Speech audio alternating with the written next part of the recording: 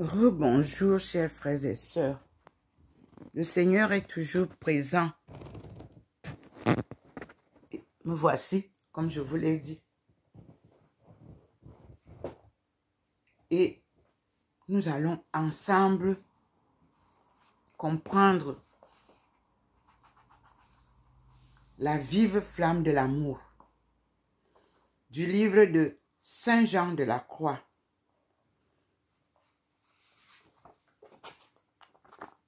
J'ai retrouvé ça aux premières rencontres avec le rein mystique. Et ici, à la page 3, on fêtait les 700 ans de la naissance de la mystique rhénane. Rhin, Loire et Seine mystique. C'est ce qu'on appelle la mystique rhénane au fil des fleuves. C'était une exposition de l'église des Dominicains à l'occasion des journées européennes du patrimoine. Tout a commencé le samedi 14 et dimanche 15 septembre 2013. Ça se passait aussi à Paris, au cloître du 222, couvent de l'Annonciation, du 4 mars au 25 mars 2014, à l'occasion toujours des journées européennes du patrimoine. Et puis à Tours, église Saint-Julien, du 5 mai au 1er juin 2014. Alors, ce qui m'a beaucoup intéressé, c'est l'exposition à Strasbourg et la lecture concert, toujours à Strasbourg, à l'église Saint-Thomas. Là, l'exposition nous donne la vive flamme d'amour qu'Alfred Manessiera, à l'écoute de Jean de la Croix, a exposé. La vive flamme d'amour du frère Carme espagnol Jean de la Croix,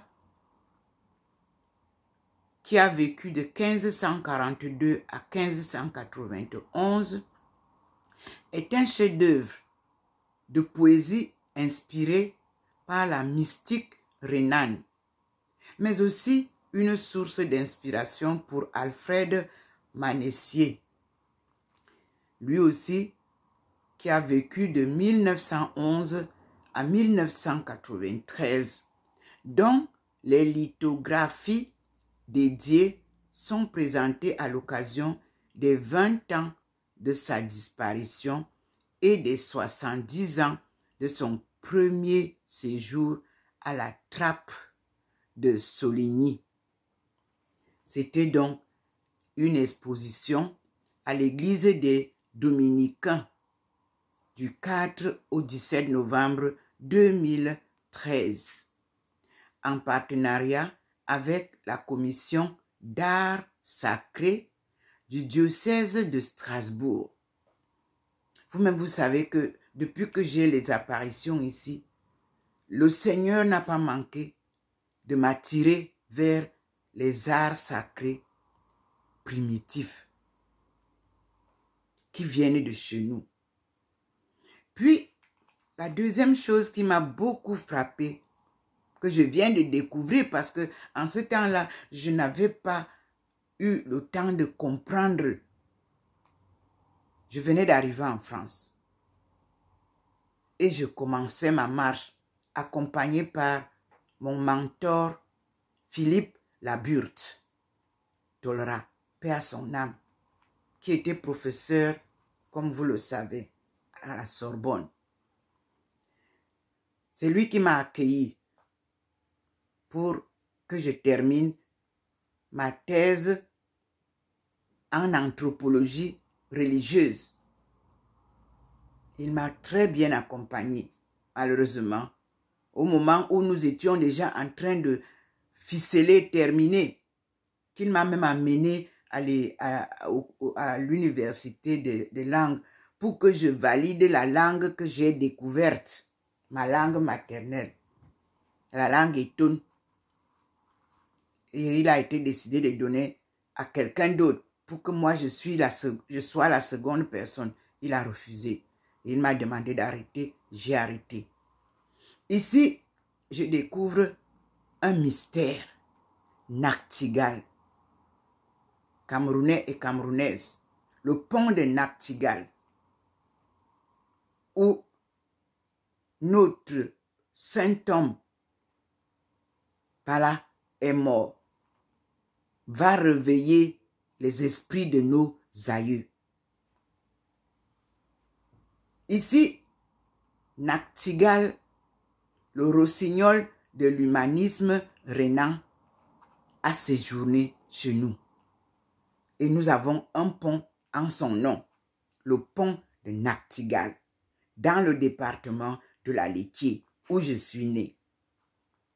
Et donc, il y a eu une lecture-concert à Strasbourg, à l'église Saint-Thomas, du 16 décembre 2013 à 20 h, dans le cadre du programme Patrimoine humaniste du Rhin supérieur, en partenariat avec Accord et Fugue. Accord, un accord, et Fugue. Et je lis, à l'occasion de l'exposition, Quand Strasbourg chantait l'humanisme, c'est le titre. Quand Strasbourg chantait l'humanisme, qui se tient à la Micha, du 2 au 22 décembre 2013. Cette lecture-concert, entre guillemets, interprétée par Juste Acte. Juste Acte, c'est J-U-S-T apostrophe A-C-T. Et accompagné à l'orgue par Francis Jacob, évoque l'humaniste et musicien Otmar Nachtigal, dit Licinius. Licinius, c'est L-U-S-C-I-N-I-U-S,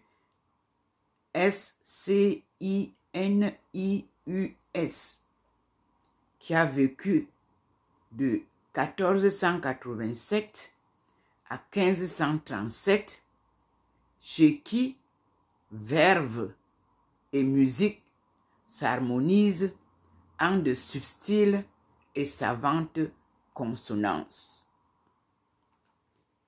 L'entrée était libre. Le plateau aussi. C'est la page 3 de cela. Ceci nous avait été donné. À la page 246 de mon livre de Saint Jean de la Croix, que je vous montre, qui m'a été conseillé par Thérèse d'Avila. Ce sont les éditions France Empire. Je lis Saint Jean de la Croix. Les derniers grands ouvrages. Et le titre, c'est La vive flamme de l'amour. Ce nom, à lui seul, dit tout. Rarement un titre a été aussi bien adapté à l'ouvrage qu'il annonçait.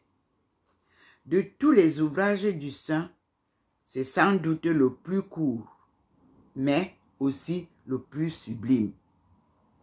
Il n'en est que plus admirable qu'il ait été écrit pour une personne du monde et non, comme les précédents, pour des religieux et religieuses.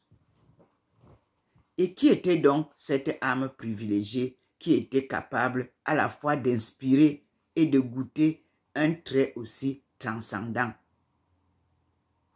Nous la connaissons déjà de nom et nous aurons à rappeler d'elle dans la suite de la vie que nous racontons. Elle se nommait Doona Anna del Mercado y Penalosa.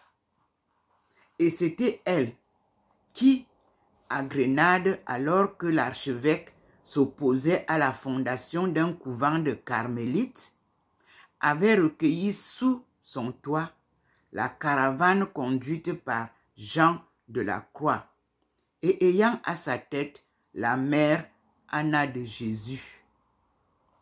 C'était elle qui avait, avec une merveilleuse promptitude, transformé la plus belle salle de son appartement en chapelle, en sorte que, en arrivant à 3 heures du matin, Jean de la Croix avait pu entrer chez elle au chant du Laudate.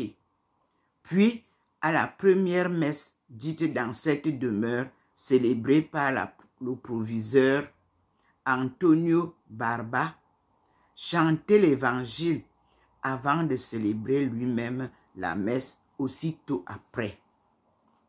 Cette noble dame n'était cependant pas originaire de Grenade. Elle y était venue à la mort de son mari, Don Juan de Guevara, alors qu'elle était née à Ségovie, où il possédait l'un et l'autre de grands biens. Quand Jean de la Croix la rencontra pour la première fois, elle était accablée par les pires épreuves. Non seulement elle était veuve, mais elle avait perdu sa fille unique. Des coups aussi douloureux avaient profondément éprouvé son courage et elle courait le plus grand risque de tomber dans une sorte de résignation muette et fermée qui l'eût privée du mérite de l'amour de la croix et des immenses progrès auxquels Dieu l'appelait par la souffrance même. Ce fut alors que sa charité la sauva. Elle avait ouvert sa maison, mais Dieu ouvrit aussi son cœur au contact des religieuses qui, durant quelque temps encore, durent rester dans sa maison et surtout grâce au lumineux conseil de Jean de la Croix, elle reprit courage et elle entra littéralement dans une nouvelle vie, dans la vie d'oraison, dans la vie d'amour, dans la vie de la lumière en Dieu. Elle vivait avec son frère, également veuf, Don Luis de Mercado, qui occupait de hautes fonctions à Grenade. Et elle avait pris en charge l'éducation de sa nièce Inès, fille de son frère. Jean de la Croix devint sans retard son confesseur et son directeur spirituel. Quand on le voyait avec elle et avec sa nièce, ces religieux disaient : voilà ensemble Saint Jérôme, Sainte Paul et Eustochium. Fermez les guillemets. Nous la verrons bientôt fonder avec notre saint un Carmel à Ségovie. Ce fut, semble-t-il, au cours de l'année 1586 que Jean de la Croix composa le traité qui nous occupe. Il y avait donc déjà plusieurs années alors qu'il dirigeait la conscience et assistait au progrès de cette âme royale sur les degrés de l'escalier mystique, entre guillemets, escalier mystique. Il avait déjà rédigé son cantique spirituel, dont le titre toutefois était sur ses manuscrits à lui. Le suivant, 2 points, déclaration des canciones, qui traite de l'exercice d'amour entre l'âme et son époux, le Christ. À la ligne. Anna de Penalosa lui manifesta sans doute le désir de posséder, elle aussi, de sa main, quelques strophes décrivant les plus hauts élans de l'amour mystique. Ces strophes, il les composa à une date que nous ne pouvons préciser. Au cours de ses fonctions de vicaire provincial d'Andalousie. Essayons donc d'en donner une traduction aussi voisine que possible de l'original. Le titre, c'est « Le cantique de l'âme parfaite ». Et je lis. Dans le texte espagnol, ce cantique suprême a pour titre « Couplet que chante l'âme dans l'intime union avec Dieu ». Je reprends. « Couplet que chante l'âme dans l'intime union avec Dieu ». Tandis que le cantique spirituel compte 40 strophes, ou 39 selon Dom Chevalier, entre parenthèses, ou 39 selon Dom Chevalier, virgule. Celui-ci n'en a que 4. C'est le premier vers de la première strophe qui a donné son titre définitif au traité qui en est sorti. Nous sommes là à la page 248 du livre de Saint Jean de la Croix. On commence donc, on lit les 4 strophes. 1. Ô vive flamme d'amour, qui tendrement blesse de mon âme le centre le plus profond, puisque tu n'es pas méchante, achève, si tu le veux, romps la toile de cette douce rencontre. 2e strophe. Ô cautère délicieux, ô bienheureuse blessure, ô main caressante, ô touche délicate, qui de vie éternelle a saveur, et qui toute dette paye. En tuant, tu changes la mort en vie. 3. Ô lampe de feu, dont les splendeurs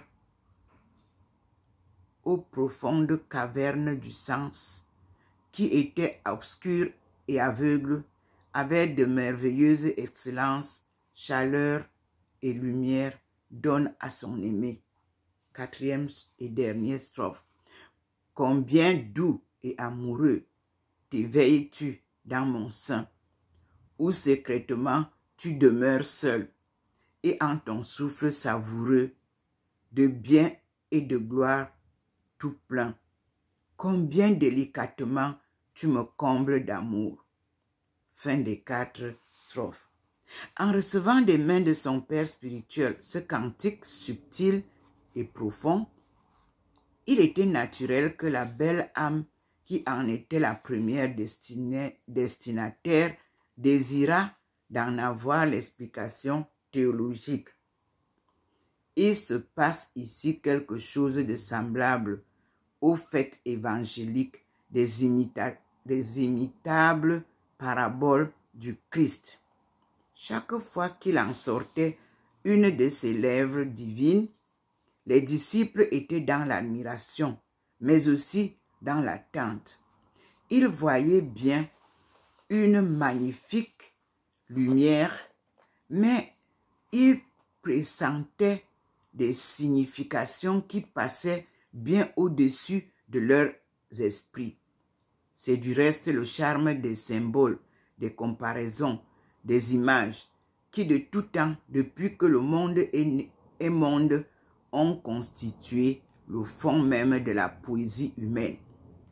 Les apôtres, dès qu'ils se trouvaient seuls avec le Maître, n'avaient rien de plus pressé que de lui dire, je cite, « Rabbi, explique-nous la parabole. » Point d'exclamation, fermez les guillemets. Donna Anna fit de même avec Jean de la Croix. Les religieuses avaient avant elles sollicité du saint les commentaires qui ont formé ces précédents ouvrages.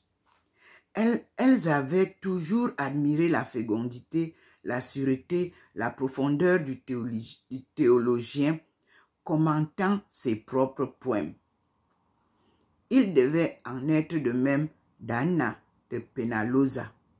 Et Jean de la Croix, cédant à ses instances, écrivit le commentaire que nous possédons.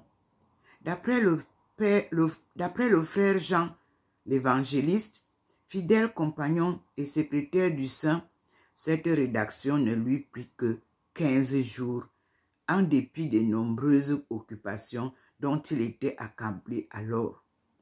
Un témoignage éloquent nous assure que bien des strophes du cantique spirituel et des pages de son auteur et des pages de son commentaire avaient été écrites à genoux par leur auteur. On ne se trompera sans doute pas beaucoup en pensant qu'il en fut de même de ce nouveau traité, qui est si étroitement relié au précédent et qui en achève, pour ainsi dire, les illuminations supérieures. À la ligne, une religieuse qui avait la plus vive admiration pour frère Jean lui avait un jour demandé si c'était Dieu qui lui avait inspiré son cantique spirituel. Et il avait répondu très simplement et sans doute avec ce bon sourire qui lui était familier, 2 points. Ma fille, tantôt c'est Dieu qui me les donne et tantôt je les cherchais. Non, je reprends. Ma fille, tantôt c'est Dieu qui me les donnait et tantôt je les cherchais de moi-même. Point à la ligne, fermez les guillemets. Sûrement, la même réflexion s'appliquerait à la vive flamme d'amour que nous venons donc de terminer à la page 250. Et je dis, nous passons le prologue. Nous allons le prendre parce que lui aussi a d'autres vers et des strophes. Voici que nous venons de terminer ce que nous avons découvert dans le Rhin. Le titre qui nous est donné en son nom. Nous venons de découvrir la vive flamme d'amour de Jean de la Croix dans son livre que j'ai reçu parmi les livres qui avaient été jetés par la communauté de Saint-Esprit qui se débarrassait de certains livres. Merci Seigneur et merci au Père de la communauté de Saint-Esprit de Saverne où je l'ai reçu. Alors ici, nous disons, Saint Jean de la Croix fut l'un des plus grands mystiques de l'histoire. Quelles aventures dans la vie de cet homme extraordinaire qui vécut en plein XVIe siècle à l'une des époques troublées de l'histoire humaine. Son père était mort de bonne heure, renié par les siens pour avoir épousé une fille très pauvre.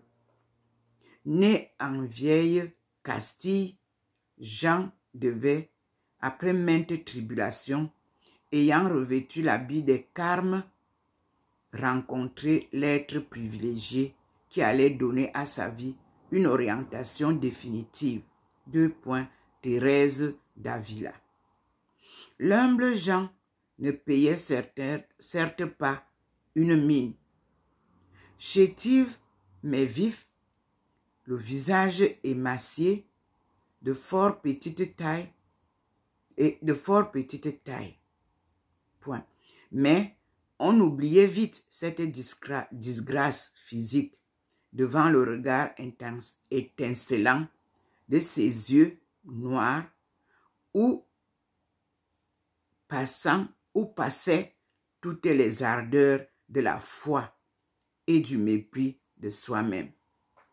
Jean et Thérèse, beaucoup plus âgés que lui, étaient bien faits pour s'entendre. Jean et Thérèse, beaucoup plus âgés que lui, étaient bien faits pour s'entendre. La réforme catholique préconisée par Thérèse d'Avila devait prendre un essor grandiose contre vents et marées grâce à l'action simultanée conjuguée de ces deux âmes exceptionnelles. Mais pour promouvoir l'effort réformateur, Jean eut à braver l'incompréhension, les condamnations les plus cruelles, une véritable persécution qui, à certaines périodes de son existence, alla jusqu'à le priver de sa liberté, le blesser dans son corps, le menacer dans sa vie. Ce furent les souffrances même endurées pour la croix qui permirent à Jean de la Croix, devenu Jean de la Croix et à jamais illustre sous ce nom dans ses fastes de l'Église, d'approfondir l'expérience mystique. Entre guillemets, la procession se déroule à l'intérieur. Fermez les guillemets, virgule, dit un proverbe espagnol. Je reprends le proverbe espagnol. La procession se déroule à l'intérieur. Fermez les guillemets. Proverbe espagnol. À la ligne. Dans le livre de Monseigneur Cristiani, La vie étonnante, sainte entre toutes, mouvementée, persécutée de Jean de la Croix, est comptée avec un mordant, un sens du drame que rehausse une profonde sûreté théologique. Et l'auteur, en même temps, a soin de laisser parler le saint poète dans l'ardeur d'une effusion qui perce la muraille de nos indifférences glacées. 2 points, je cite, « Me délaissant et m'oubliant, j'ai penché mon visage sur l'aimé. » Moi aussi, je vous le dis, me délaissant et m'oubliant, j'ai penché mon visage sur l'aimé, le Christ noir. Ici, ce livre est écrit par Monseigneur Cristiani, Saint Jean de la Croix, collection dirigée par Michel de Saint-Pierre. Et à la première page, j'ai un petit mot. Je me tins quoi? Dans l'oubli, le visage penché sur l'aimé. Tout c'est ça. Je restais là, abandonnant mon souci parmi les fleurs de lys oubliées. C'est Jean de la Croix.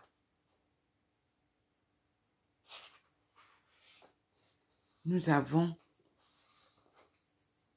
Monseigneur Christiani, prélat de sa sainteté, qui a donc écrit ce livre de Saint Jean de la Croix, prince de la mystique, 1542-1591, édition France-Empire. C'était à Paris, 68 rue Jean-Jacques Rousseau, Paris 1er. Ce livre a été publié par Jean Gauthier, SS, Paris le 28 février 1960 et imprimature Paris le 4 mars 1960.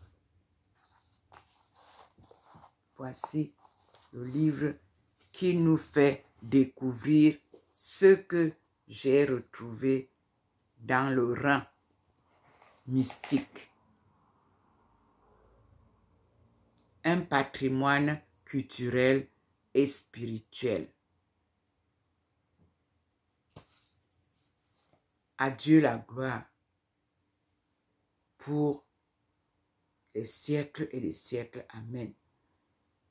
Je vous montre le mur.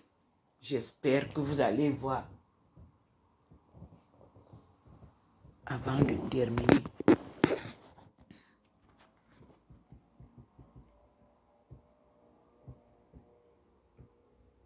Quand je finis ce qu'il me dit, tout s'arrête. Et je lui dis merci. À lui la gloire. Nous sommes aujourd'hui le 23 juillet 2024. Et depuis 1985, le Seigneur est avec moi. Et ses enseignements sont très riches en paroles, en démonstration, en révélation spirituelle, en sagesse. Sa connaissance est une richesse intéressable. Et tout ce que je peux vous dire, mes frères et sœurs, je remercie le Seigneur. Car je ne suis pas digne de tout ça. Mais c'est lui qui choisit le plus faible des maillons pour se manifester au monde. Et je lui dis, merci Seigneur. Et gloire à toi. C'est tout ce que je peux lui dire. Et d'avance, j'ai foi que tous ceux que j'ai présentés malades seront guéris. Au nom de Jésus-Christ, le Dieu fait homme qui m'accompagne. Amen.